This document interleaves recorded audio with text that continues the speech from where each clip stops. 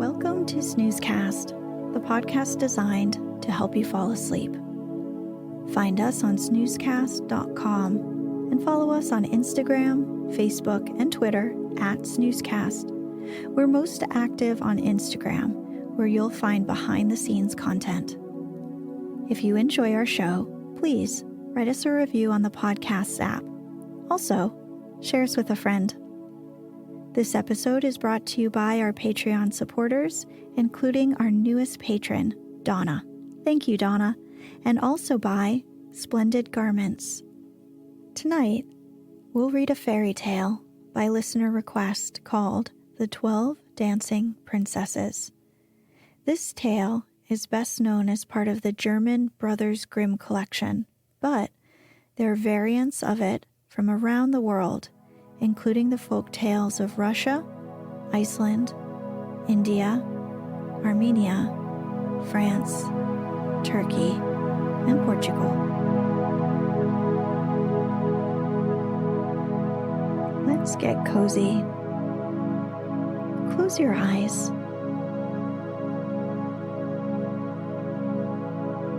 Relax your body into the softness of your bed.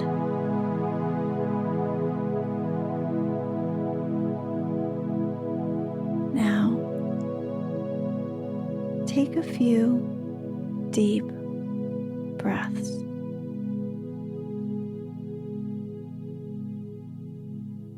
Once upon a time, there lived in a little countryside French village a little cowboy with neither father or mother.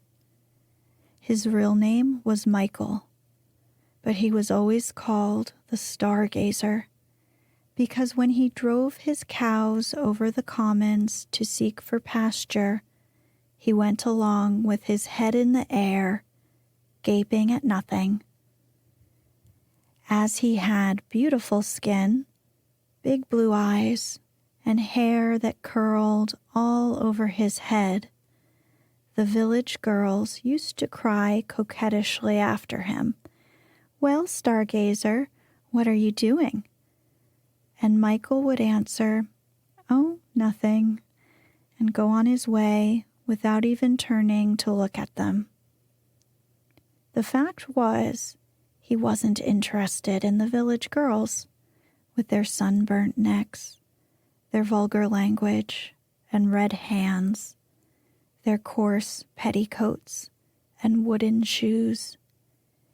He had heard that somewhere in the world there were girls whose hands were dainty in lace gloves, who were always dressed in the finest silks and laces, and were called princesses.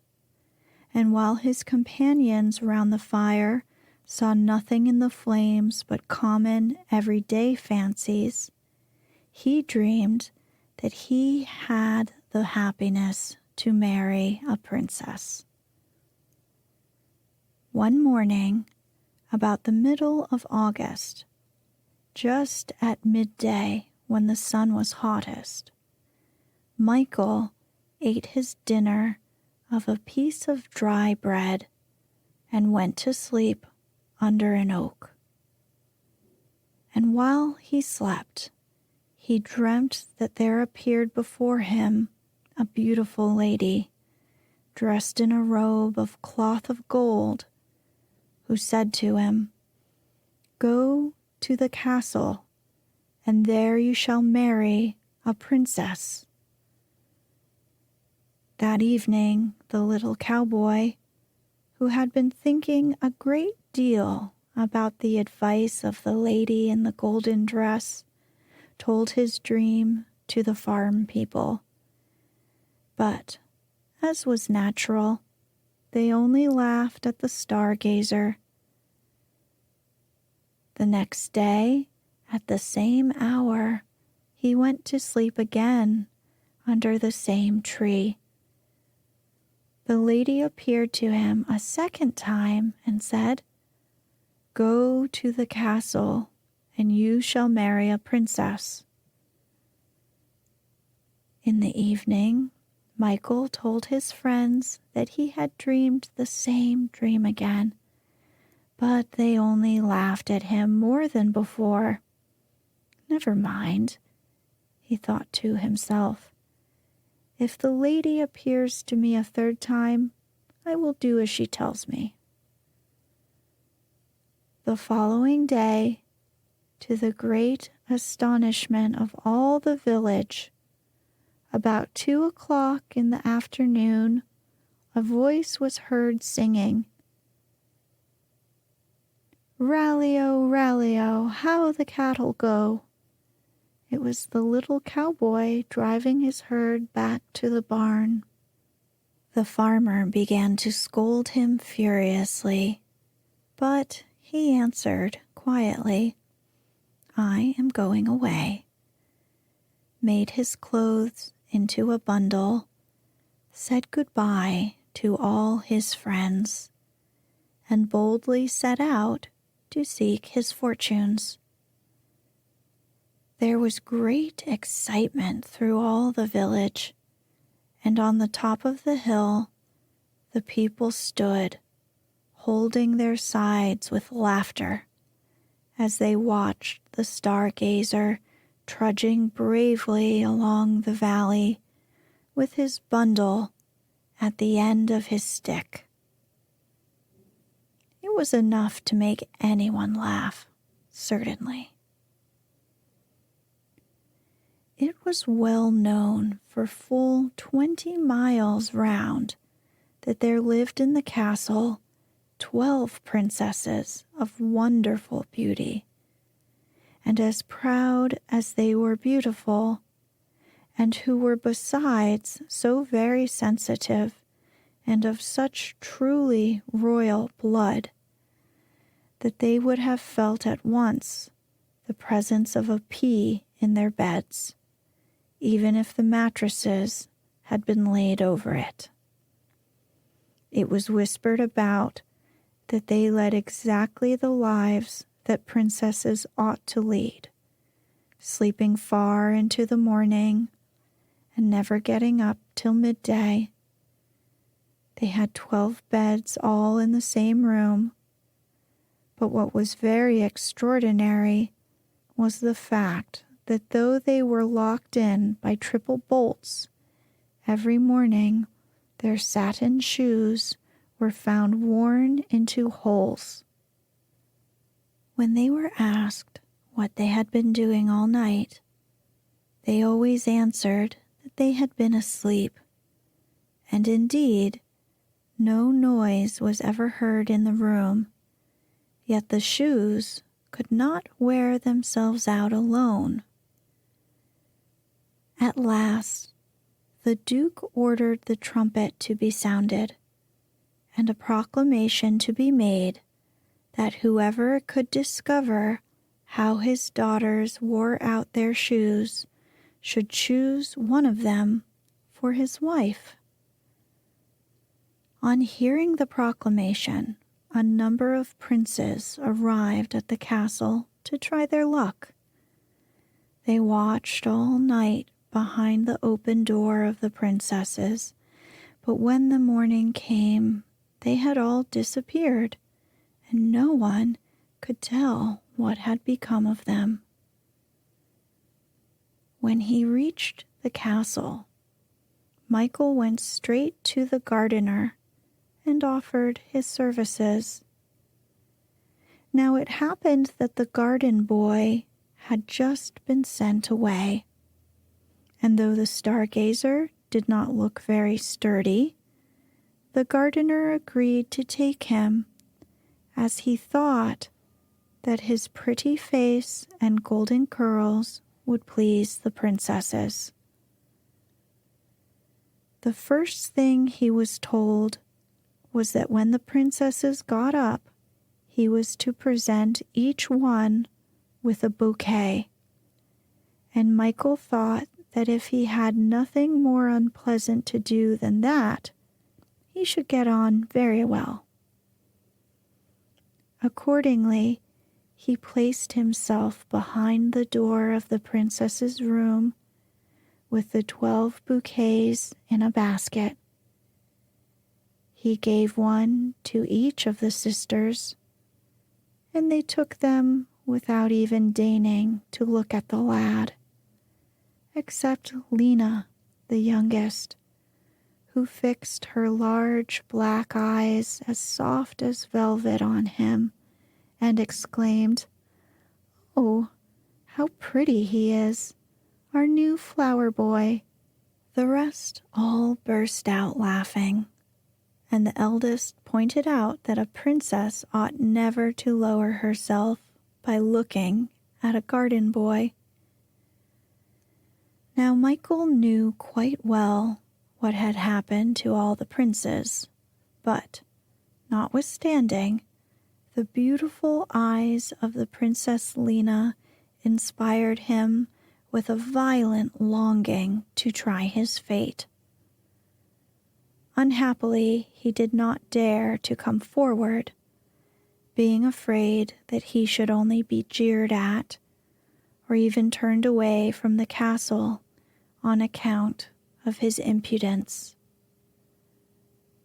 Nevertheless, the stargazer had another dream. The lady in the golden dress appeared to him once more, holding in one hand 2 young laurel trees, a cherry laurel and a rose laurel, and in the other hand a little golden rake, a little golden bucket, and a silken towel.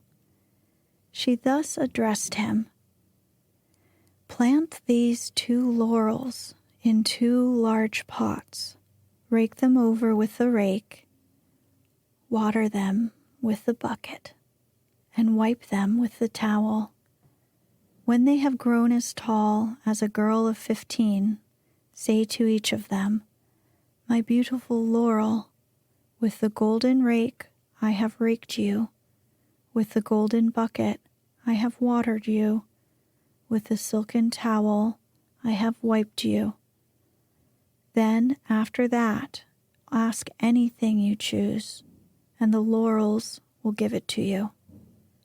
Michael thanked the lady in the golden dress, and when he woke, he found the 2 laurel bushes beside him. So he carefully obeyed the orders he had been given by the lady. The trees grew very fast, and when they were as tall as a girl of 15, he said to the cherry laurel, "My lovely cherry laurel, with the golden rake I have raked thee. With the golden bucket I have watered thee. With the silken towel I have wiped thee. Teach me how to become invisible." Then there instantly appeared on the laurel a pretty white flower, which Michael gathered and stuck into his buttonhole. That evening, when the princesses went upstairs to bed, he followed them barefoot, so that he might make no noise, and hid himself under one of the 12 beds, so as not to take up much room. The princesses began at once to open their wardrobes and boxes. They took out of them the most magnificent dresses, which they put on before their mirrors, and when they had finished, turned themselves all round to admire their appearances. Michael could see nothing from his hiding place, but he could hear everything, and he listened to the princesses laughing and jumping with pleasure. At last, the eldest said, "Be quick, my sisters. Our partners will be impatient." At the end of the hour, when the stargazer heard no more noise, he peeped out and saw the 12 sisters in splendid garments, with their satin shoes on their feet, and in their hands the bouquets he had brought them. "Are you ready?" asked the eldest. "Yes," replied the other 11 in chorus, and they took their places one by one behind her. Then the eldest princess clapped her hands 3 times, and a trap door opened. All the princesses disappeared down a secret staircase, and Michael hastily followed them. As he was following on the steps of the Princess Lena, he carelessly trod on her dress. "There's somebody behind me," cried the princess. "They're holding my dress." "You foolish thing," said her eldest sister. "You're always afraid of something. It's only a nail which caught you." They went down, down, down, till at last they came to a passage with a door at one end, which was only fastened with a latch. The eldest princess opened it, and they found themselves immediately in a lovely little wood, where the leaves were spangled with drops of silver which shone in the brilliant light of the moon. They next crossed another wood where the leaves were sprinkled with gold, and after that another still, where the leaves glittered with diamonds. At last the stargazer perceived a large lake, and on the shores of the lake 12 little boats with awnings, in which were seated 12 princes, who, grasping their oars, awaited the princesses. Each princess entered one of the boats, and Michael slipped into that which held the youngest. The boats glided along rapidly, but Lena's, from being heavier, was always behind the rest. "We never went so slowly before," said the princess. "What can be the reason?" "I don't know," answered the prince. "I assure you I am rowing as hard as I can." On the other side of the lake, the garden boy saw a beautiful castle, splendidly illuminated, whence came the lively music of fiddles, kettle drums, and trumpets.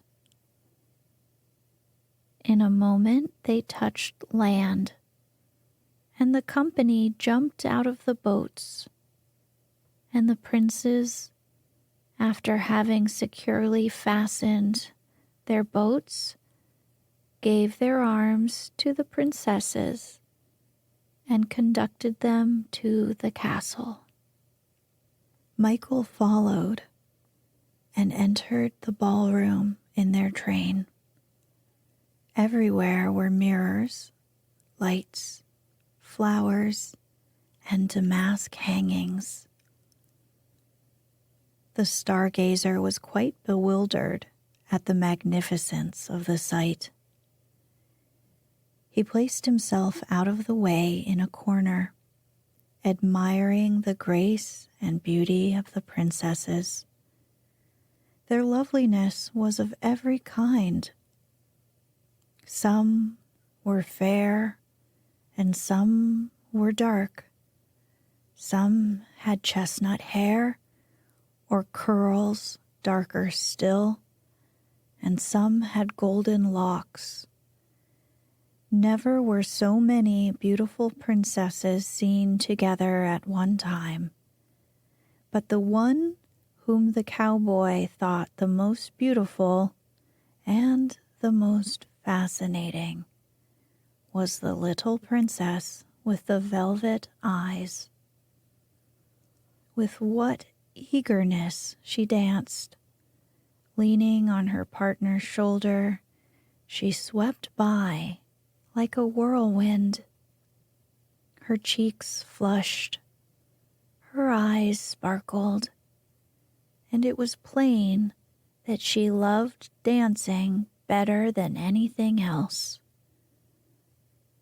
The poor boy envied those handsome young men with whom she danced so gracefully, but he did not know how little reason he had to be jealous of them.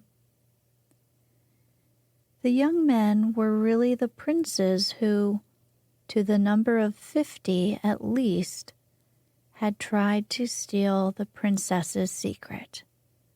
The princesses had made them drink something of a potion which froze the heart and left nothing but the love of dancing. They danced on till the shoes of the princesses were worn into holes. When the cock crowed the third time, the fiddles stopped, and a delicious supper was served, consisting of sugared orange flowers, crystallized rose leaves, powdered violets, cookies, wafers, and other dishes which are, as everyone knows, the favorite food of princesses. After supper, the dancers all went back to their boats, and this time the stargazer entered that of the eldest princess. They crossed again the wood with the diamond-spangled leaves, the wood with gold-sprinkled leaves, and the wood whose leaves glittered with drops of silver. And as a proof of what he had seen, the boy broke a small branch from a tree in the last wood. Lena turned as she heard the noise made by the breaking of the branch. "What was that noise?" she said.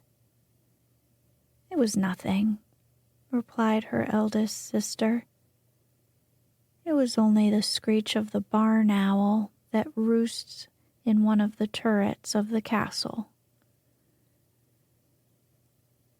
While she was speaking, Michael managed to slip in front and, running up the staircase, he reached the princess's room first. He flung open the window and, sliding down the vine which climbed up the wall, found himself in the garden just as the sun was beginning to rise, and it was time for him to set to his work.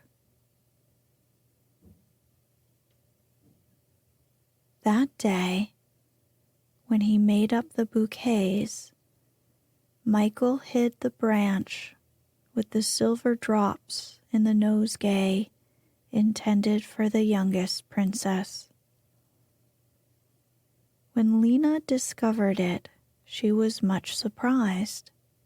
However, she said nothing to her sisters, but as she met the boy by accident while she was walking under the shade of the elms, she suddenly stopped as if to speak to him. Then, altering her mind, went on her way.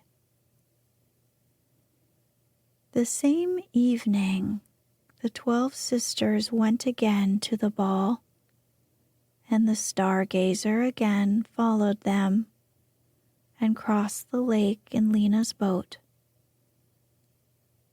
This time it was the prince who complained that the boat seemed very heavy. "It's the heat," replied the princess.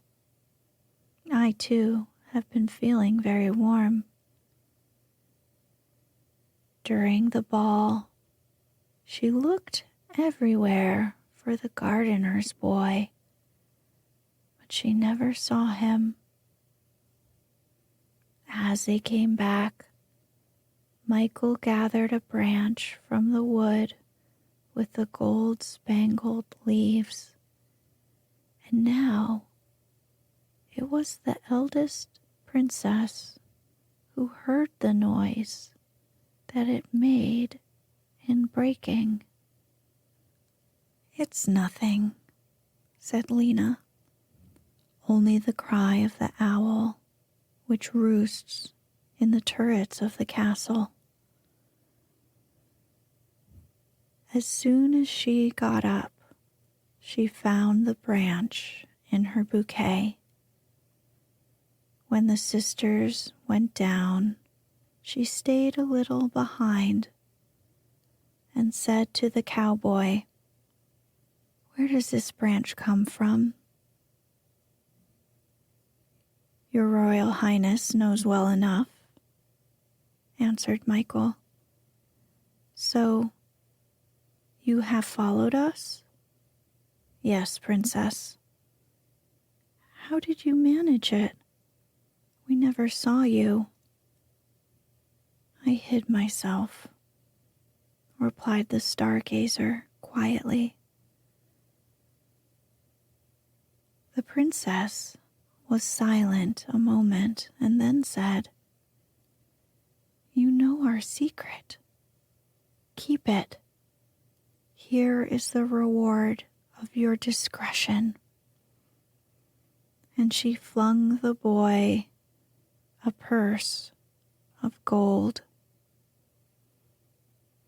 "I do not sell my silence," answered Michael, and he went away without picking up the purse. For 3 nights, Lena neither saw nor heard anything extraordinary. On the 4th, she heard a rustling among the diamond-spangled leaves of the wood. That day, there was a branch of the trees in her bouquet. She took the stargazer aside and said to him in a harsh voice, "You know what price my father has promised to pay for our secret?" "I know, Princess," answered Michael. "Don't you mean to tell him?" "That is not my intention." "Are you afraid?"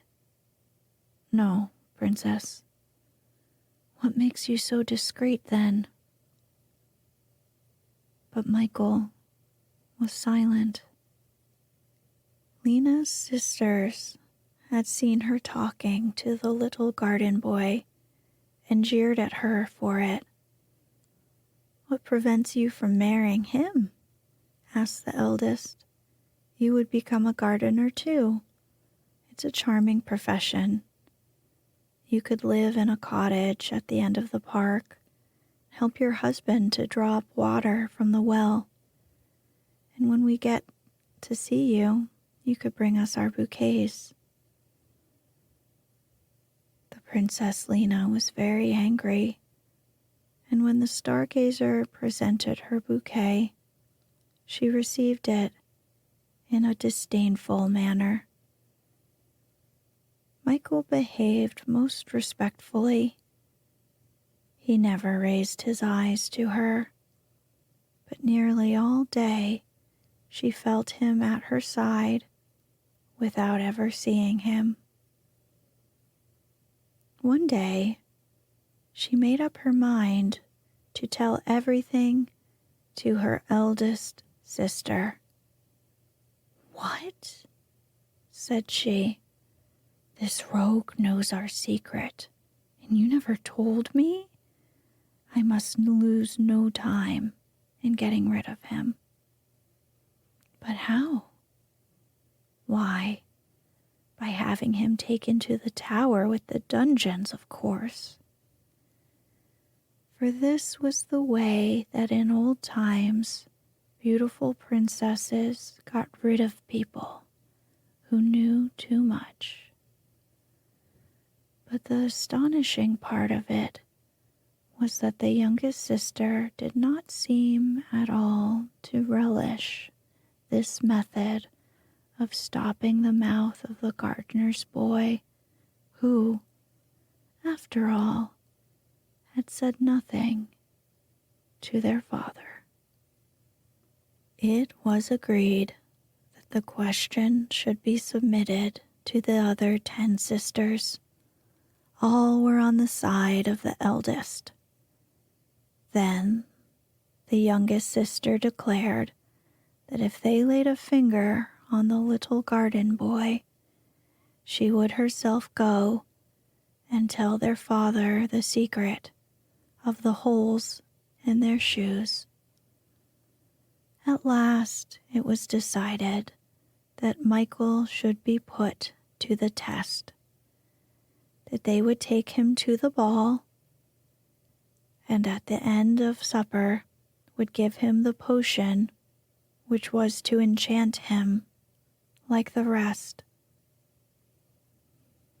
They sent for the stargazer and asked him how he had contrived to learn their secret. But still, he remained silent. Then, in commanding tones, the eldest sister gave him the order they had agreed upon.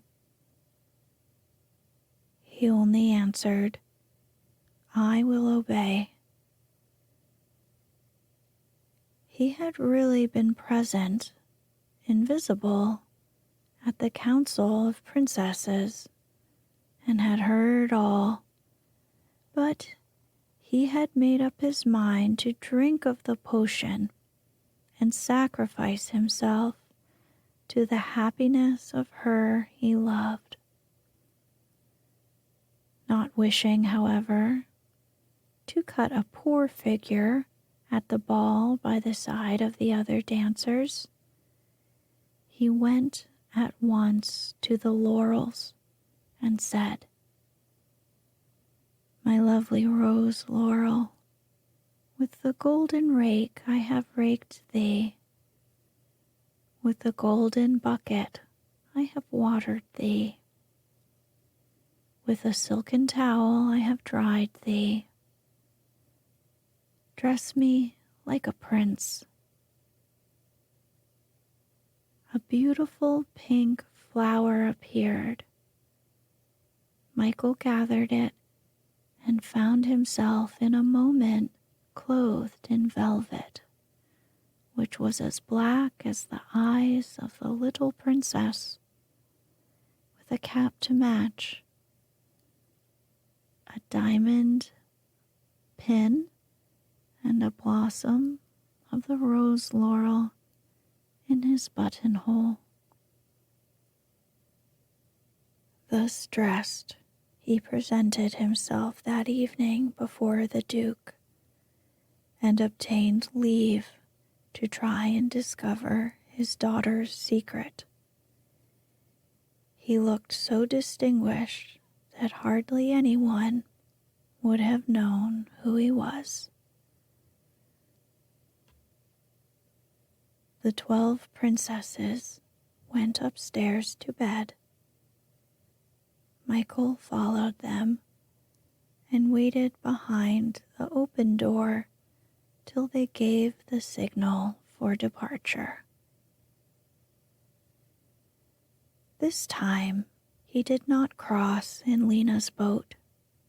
He gave his arm to the eldest sister danced with each in turn, and was so graceful that everyone was delighted with him.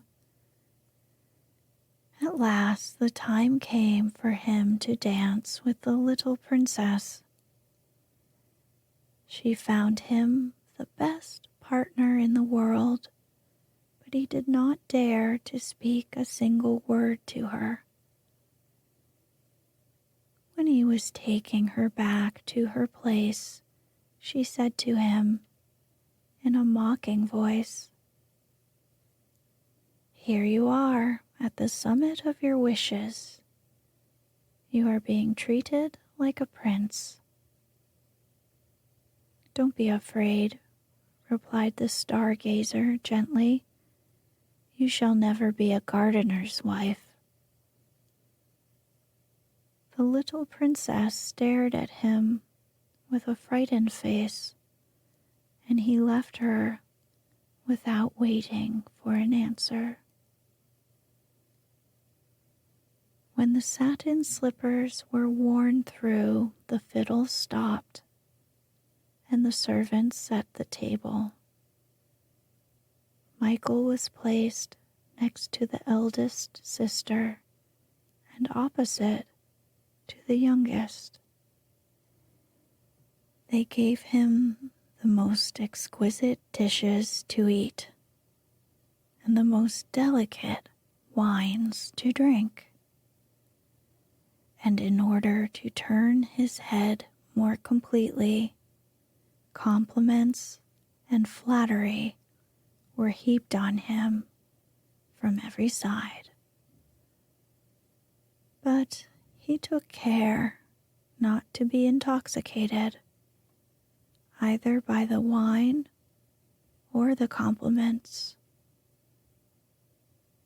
At last, the eldest sister made a sign, and one of the pages brought in a large golden cup. "The enchanted castle has no more secrets for you," she said to the stargazer. "Let us drink to your triumph." He cast a lingering glance at the little princess, and without hesitation lifted the cup. "Don't drink," suddenly cried out the little princess. "I would rather marry a gardener." And she burst into tears. Michael flung the contents of the cup behind him, sprang over the table, and fell at Lena's feet. The rest of the princes fell likewise at the knees of the princesses, each of whom chose a husband and raised him to her side. The charm was broken. The 12 couples embarked in the boats, which crossed back many times in order to carry over the other princes. Then they all went through the 3 woods, and when they had passed the door of the underground passage, a great noise was heard, as if the enchanted castle was crumbling to the earth. They went straight to the room of the Duke, who had just awoke. Michael held in his hand the golden cup, and he revealed the secret of the holes in the shoes. "Choose then," said the Duke, "whichever you prefer." "My choice is already made," replied the garden boy, and he offered his hand to the youngest princess, who blushed and lowered her eyes. The Princess Lena did not become a gardener's wife. On the contrary, it was a stargazer who became a prince. But before the marriage ceremony, the princess insisted that her lover should tell her how he came to discover the secret. So he showed her the 2 laurels which had helped him, and she, like a prudent girl, thinking they gave him too much advantage over his wife, cut them off at the root and threw them in the fire. And this is why the country girls go about singing and dancing in summer by the light of the moon to this song. We will no longer go to the woods. The laurels are cut. The beautiful one here will pick them up. Join the dance.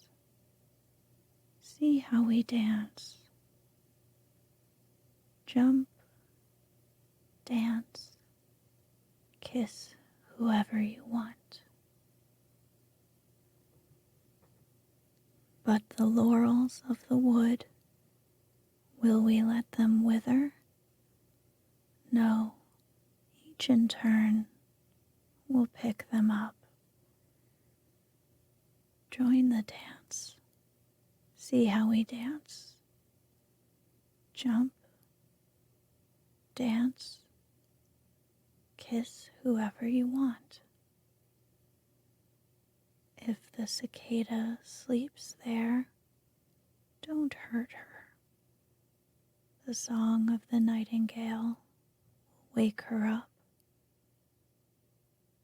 Join the dance.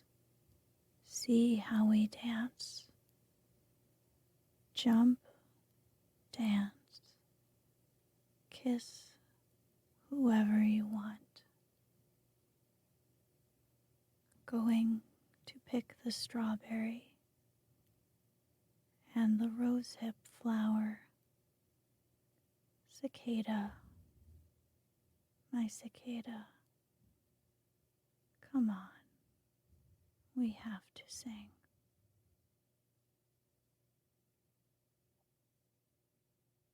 Join the dance. See how we dance. Jump, dance, kiss whoever you want.